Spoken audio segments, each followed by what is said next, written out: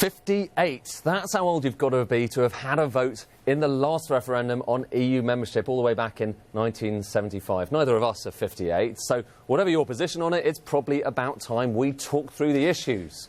OK, why don't you begin? Here's the case for staying in 3 simple points. First, half of all of the UK's trade is with the EU. Do we really want to put that at risk?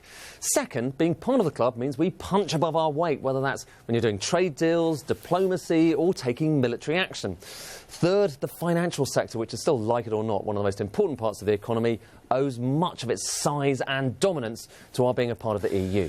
See, you already get a sense of just how this fight is going to be played out. It's going to be all about scare tactics, about fear. It's going to be just like the Scottish referendum and the election.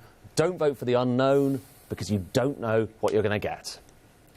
No, the point is that this is possibly the most important single vote in recent British history. Many people have jobs that are going to be affected directly or indirectly. It's only right they think about the consequences.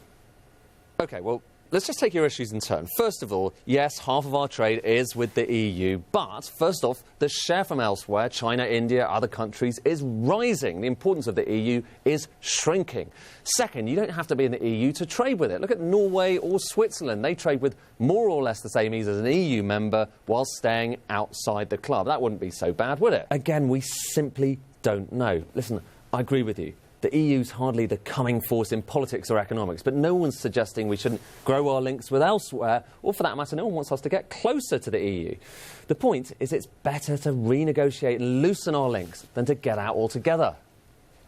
I disagree. It's simply not clear we get enough out of being in the club. We pay billions of pounds for membership, money that goes to rich farmers in France, bureaucrats in Brussels. Those unelected officials set more and more of our laws, and it's not even as if they can run their own matters. Just look at Greece. True. But the euro crisis actually gives us an opportunity. We're not the only EU member outside the euro. It's clear that euro members need more integration and we don't. So let's argue for a 2-speed EU where we can all step back a little bit while the euro members get closer. It makes far more sense. Don't risk companies leaving the UK. Don't risk the big outflow of investment. Stick with what we know. Listen, come on.